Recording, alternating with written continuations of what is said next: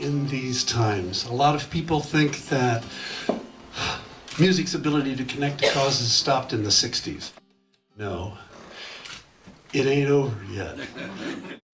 The era of activism mixed with musical inspiration today in Hyde Park. An iconic 1960s folk singer is in town. His visit, as WLWT News 5's John London explains, has a national social justice purpose. This is not just some run-of-the-mill house party. Paul Stuckey's in the house. For the last 50 years in our country, we have had a cultural revolution. And yes, today young people are becoming our conscience on issues such as guns. There are social causes to make this a better world, and every cause needs a language, and the language is inevitably music. This is about music to life, communicating music's capacity to influence current issues, and importantly, as you'll see tonight, training a network of musician change agents. That's really at the core of what we're all here tonight to celebrate. The program works via a friendly competition among musician activists in a given locale. Here in Cincinnati, we had 25 entries, narrowed down to 4 finalists by our judges, who included Bootsy Collins, but not Jerry Springer. The 4 finalists performed at the fundraiser and a winner was chosen. All the finalists received a cash prize. The winners here received $5,000 cash and $5,000 in support of their cause.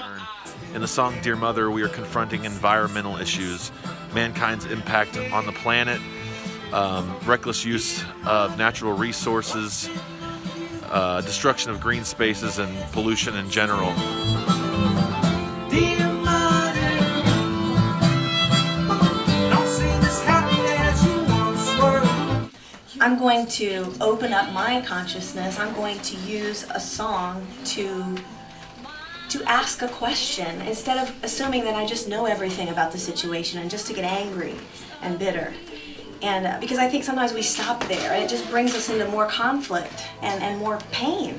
And we're all hurting in some way or another. And so this song was my response in just saying, I just want to ask for something different.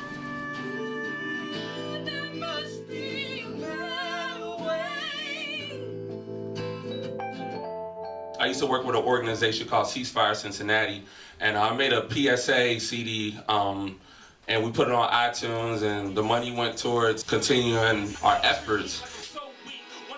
And I would like to be able to revamp that. I believe that if I had the funding behind me, I would be able to mentor more kids.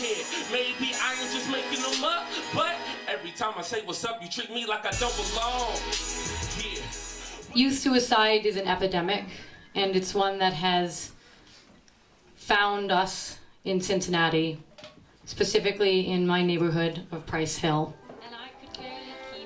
And I want to create a program in the public school system for kids to have a space for expression of ideas that don't have a home elsewhere in their lives.